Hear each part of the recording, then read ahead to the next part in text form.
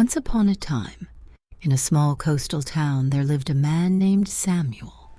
Known by everyone as Sam, he had once been the lighthouse keeper, responsible for guiding ships safely through the treacherous waters that surrounded his hometown.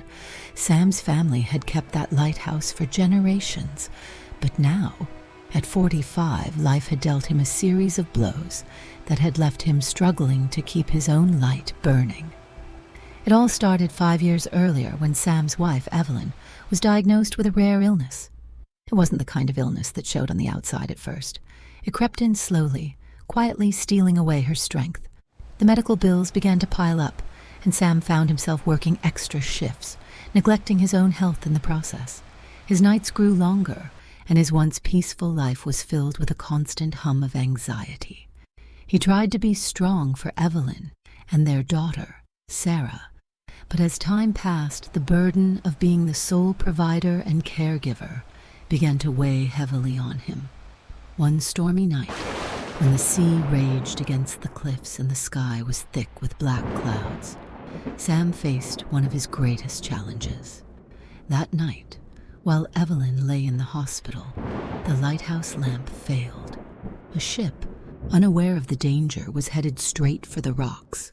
Sam's heart raced as he climbed to the top of the lighthouse in the middle of the storm, trying to fix the light. The rain lashed against his face, and the wind howled in his ears, but he couldn't get the lamp to work. In desperation, he waved a lantern from the tower, hoping the crew would see him, but his efforts were in vain. The ship crashed into the rocks, and though the crew survived, the guilt weighed on Sam like an anchor. In the days that followed, Sam couldn't shake the feeling that he had failed. He had failed the ship, the town, and worst of all, his family. He withdrew, shutting out the very people who wanted to support him. He stopped talking to his neighbors, even avoiding Sarah, who was now a teenager navigating her own struggles. He was a man adrift, caught in a storm of his own making. Evelyn's condition worsened. As she became bedridden, Sam lost his job at the lighthouse, partly because of the accident, but mostly because he had lost the will to fight for it. With no income, they had to sell their home and move into a small, cramped apartment on the edge of town. The once proud man was now just getting by, consumed by his own self-pity.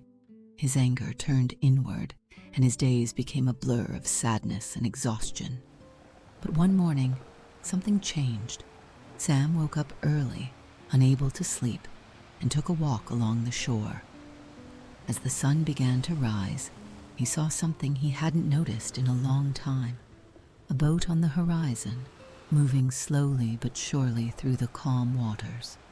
It was a small fishing boat, and as Sam stood there watching it, he realized something. The sea, for all its unpredictability and power, always calmed eventually. Even after the worst storms, the sun would rise and the waves would settle. It was a small thought, but it planted a seed in Sam's mind. That afternoon, as he sat by Evelyn's side in the hospital, she turned to him and said, "You've been so strong, Sam, but you don't have to carry all of this alone." Her voice was weak, but her words were clear. "You've done more than enough. Now it's time to ask for help." For the first time in years, Sam felt the weight of his pride slip away.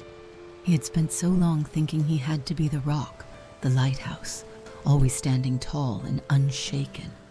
But even lighthouses need repairs, and even the strongest rocks can crack under pressure.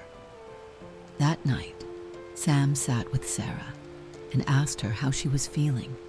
They talked for hours about Evelyn, about the future, and about how they could face it together.